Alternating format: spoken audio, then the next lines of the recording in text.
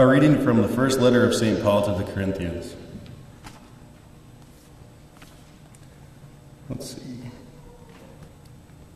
Am I on the wrong one? It is. Okay. Brothers and sisters, strive eagerly for the greatest spiritual gifts, but I shall show you a still more excellent way. If I speak in human and angelic tongues, but do not have love, I am a resounding gong or a clashing cymbal. And if I have the gift of prophecy and comprehend all mysteries and all knowledge, if I have all faith so as to move mountains, but do not have love, I am nothing. If I give away everything I own, and if I hand my body over so that I may boast, but do not have love, I gain nothing. Love is patient, love is kind, it is not jealous, it is not pompous, it is not inflated, it is not rude, it does not seek its own interests, it is not quick-tempered, it does not brood over injury, it does not rejoice over wrongdoing, but rejoices with the truth. It bears all things, believes all things, hopes all things, endures all things. Love never fails. The word of the Lord. Thanks be to God.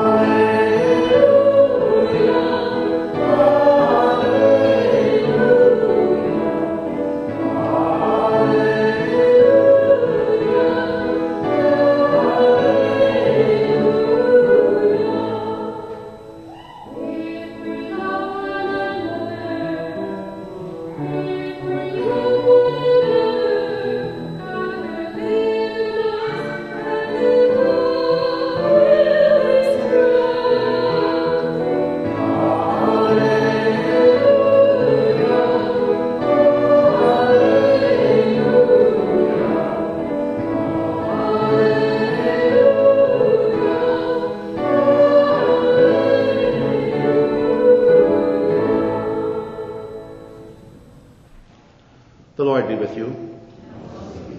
A reading from the Holy Gospel according to Matthew. When Jesus saw the crowds, he went up the mountain, and after he had sat down, his disciples came to him.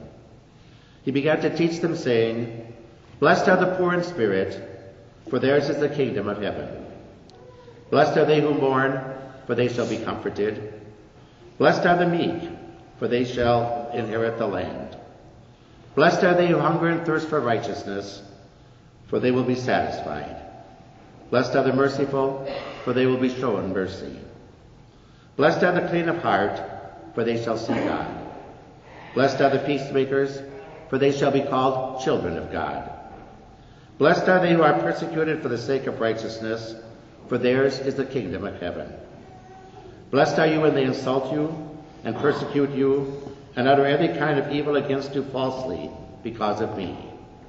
Rejoice and be glad, for your reward will be great in heaven." The Gospel of the Lord. To be seated, please.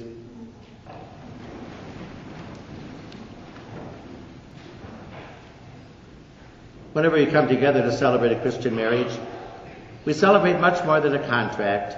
We celebrate a covenant. A contract has to do with rights, responsibilities. A covenant has to do with relationship. And so today, Jennifer and Nathan into a new relationship of mutual trust and fidelity based on love of God and love for each other. And we gather today in a church because we believe that it's God's love, God's providence, God's grace that has brought them together, and that they're responsive to God's love throughout their marriage. God will sustain them, strengthen them, be with them every day of their lives together. We celebrate today then God's love. We celebrate your love. The love you pledge yourselves to publicly today before all these people who are gathered here. A love that we pray today will be a love that you pledge yourselves to for as long as you both shall live. We saw in that first reading today from the book of Genesis, God's creating love in making the first person. And that first man was given all in creation. He was told to name all the creatures, which was a sign that he owned them. Yet as he looked around and saw the things that God had made, all the things that were now his, he realized that he was still not happy. He felt alone. He felt incomplete. He needed not just all kinds of things to possess. He needed someone like himself to love. And that's why God made that first woman. And they became, as the reading says, one flesh. And as a result of that, in the future they would leave their mother and father, cling to each other, and they would be one. That's what we celebrate this afternoon, when we celebrate this marriage covenant of Nathan and Jennifer. And those that kind of love that they're called to live out was spoken about in that second reading from the letter to the Corinthians and from Matthew's gospel today. It was a love that, as we heard in those readings, was a love that meant that love is surely much more about about giving than about receiving. It's a love where you should always be concerned about the welfare and the happiness of each other as well as your own, and then your relationship will be a happy one. It's a love where you rejoice in the good fortune of each other and are always there for each other in times of difficulty, in times of pain, in times of stress. There is none of our lives that is without difficulty, without problems, without pain. And sometimes we have to go down into the valley. Sometimes there are lows in our lives. We can't always be up on the mountain. But if there's love involved, we can always come back out of the valley up onto the mountain, and therefore have even a more beautiful relationship than before. It's a love that is meant to be faithful. You've forsaken all others to pledge your married love only to each other. It's a love that is meant to be permanent, and as you will say in the vows, that you pledge yourselves to each other as long as we both shall live. It's a love that's meant to be characterized by trust, where you trust in the goodwill and in the love of each other to sustain you. It's a love above all that is always meant to be forgiving. We're all weak. We all make mistakes. We all need to ask for forgiveness. We all need to always give forgiveness. And if those characteristics are part of your relationship, if they define your relationship in the future every day, you can be sure that it will be a happy relationship. And it's our wish today, as we celebrate your marriage covenant, you're making these solemn vows, that each day of your lives together will be happier than the day before. We'll now have the exchange of marriage vows.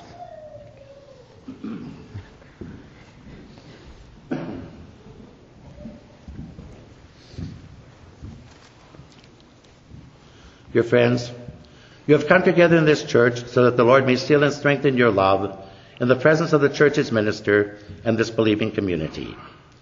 Christ abundantly blesses this love. He has already consecrated you in baptism, and now he enriches and strengthens you by a special sacrament, so that you may assume the duties of marriage in mutual and lasting fidelity. And so in the presence of the church, I ask you to state your intentions. Nathan and Jennifer, have you come here freely and without reservation to give yourselves to each other in marriage? Yes. Will you love and honor each other as husband and wife for the rest of your lives? Yes. Will you accept children lovely from God and bring them up according to the law of Christ and his church? Yes. Since it is your intention then to enter into marriage, now join your hands and declare your consent before God and the church.